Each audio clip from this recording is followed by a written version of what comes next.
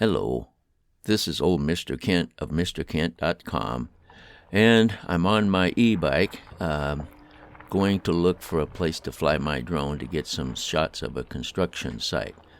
But the purpose of this video isn't to show you the e-bike ride, although I'll take you along on it. The purpose of this video is to give some honor to my little brother, who went to heaven last night at about 10 minutes after 7 Pacific Daylight Time, January 18th, 2022. And I will miss him. He's my little brother, and I've got a lot to say about him, so I better get started. I talked to him January 3rd, which was his birthday, and he said he was getting over a cold.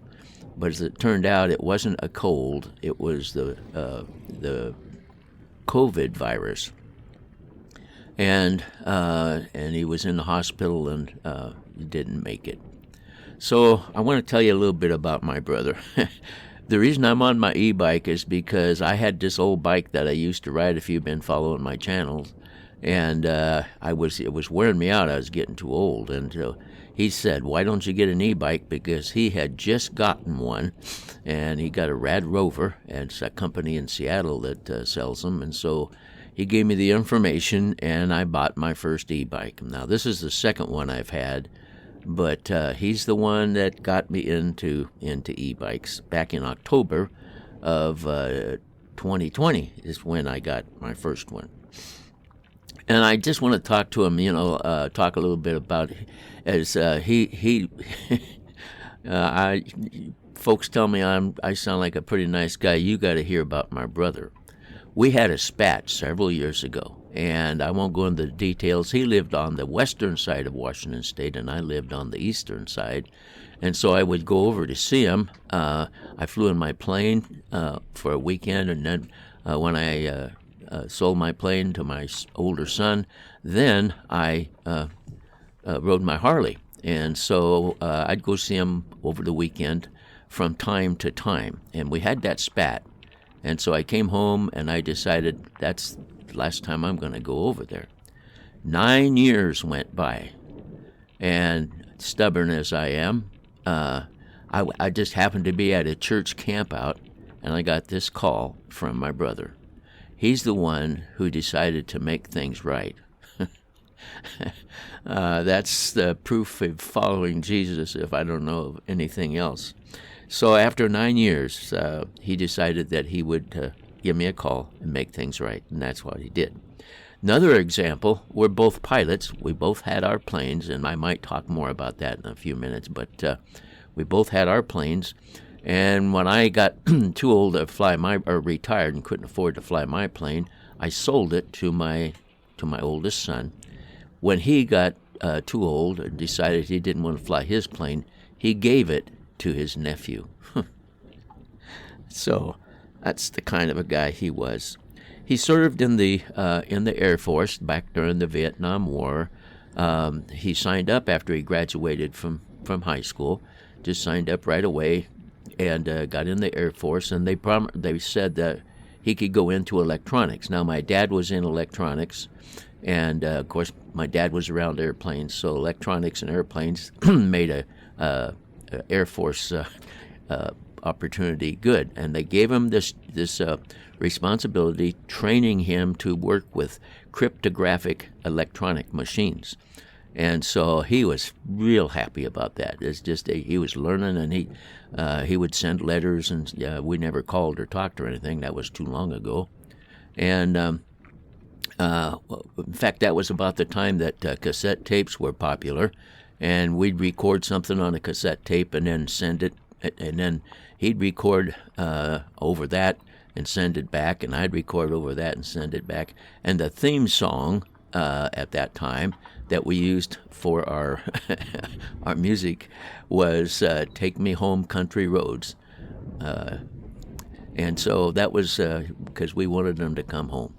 But anyway, as it turned out, they found out through their investigation that he occasionally walked in asleep. So rather than giving him another different electronic job, they made him a bus driver to drive the cadets around on the air base in Okinawa from one point to another, and that's what he did for 2 years. In the meantime, it wasn't good. He was a very bitter person. But he got out, and when you get out of the service, well, then they promise to pay you, or they used to anyway, for some kind of a college training. Well, he took college training, took the money that they gave him, and took flying lessons and got his pilot license. And so then I can remember the first time he had to do a cross country, he rented a plane and flew over to Pasco, Washington, and visited me overnight, and then the next day flew back home and finished his overland solo. And so that was really nice of him. And then years later, quite a few years later, my pastor explained to me how to go about getting a plane. And so what you do is you buy the plane, you refinance your house, sell everything that you don't want to keep, get the money, buy the plane, and then take your lessons. And then when you're through with your lessons, you've got a plane. And so I got my plane, I called my brother, and it wasn't long till he came over and drove over because he didn't have a plane. We went flying. We spent the weekend. I let him fly, and we just flew and flew and flew and flew.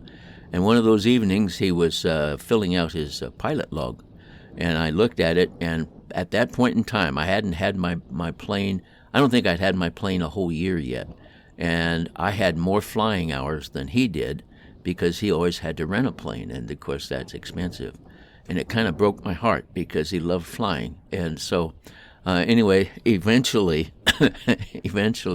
we flew to California in my little Cessna, and I bought that was a Cessna 150, and I bought a Cessna 170, which would carry 4 people, and so we flew back together, in loose formation, and that was a fun memory that we both had.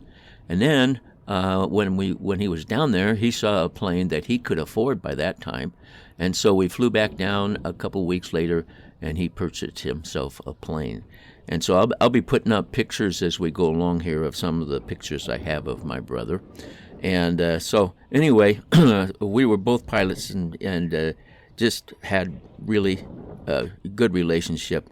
In fact, I called us the Not Quite Right Brothers. And he worked for the railroad most of his life, which ended up hurting his back pretty badly. And so anyway, that wasn't good. And by the way, his wife, when they got married, he wanted me to play my banjo at their wedding. And of course, it was a muted. You put a mute on a banjo, and it sounds kind of like halfway between a guitar and a harp. And so I played "Roses and Lollipops" was the song he wanted, and sung at his wedding. And then his wife that he married, she had a birth defect, which made her limp a lot. And of course, as she got older, well, then the limping became painful, and she died prematurely. I mean, she wasn't young, but she died long before he did. So anyway, we both had our ham radio licenses. My dad had a license, and we'd get on the air, and we'd talk to each other across the state and all that, and we just had a great time with ham radio.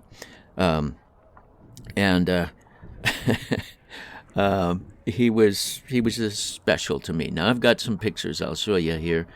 When I got married, he was part of my what do you call it, the groom's party, and so and I got married in down in Newberg, Oregon, and we all lived in Seattle. But that's where my wife's folks lived, and so that's where we went to have the wedding. And so we got down there, and on the way down, it was late September, and it was a hot day, and we didn't have air conditioning back then. And so we pulled over at this little store, mom and pop place, and bought a soda, and went outside, and we were leaning against the front fender of the car, just talking. And he said, "You broke my heart, you know." And he was serious. I didn't know what he was talking about. He said, when we were kids, you promised me that when we grew up, we'd find a place to live up in the mountains, and we would go live together up in the mountains. And you're not doing that because you're going to get married now. And all those years, he had thought about that. And so that's one. And the thing is as a little brother, you know, if you've ever been a little brother, you know how sometimes big brothers get mean. I almost killed him a couple of times doing things that I thought was cute, and but still he hung around, and he didn't worship me, but boy, I tell you what, he thought a lot of me, and so anyway, that's the story of my brother who passed away last night, and I know he's with Jesus because he proved it through his life, through his works, and through all the things that he did. So I know he's there. I know he's happy, but I don't know if you can tell it in my voice, but I miss him already. So that's my brother. Thank you for listening to my story. I come over on my e-bike because he's the one that got me into e-bikes, and I appreciate it. Every time I ride my bike now, I'll remember that. So I want to thank you for watching my videos, and God bless.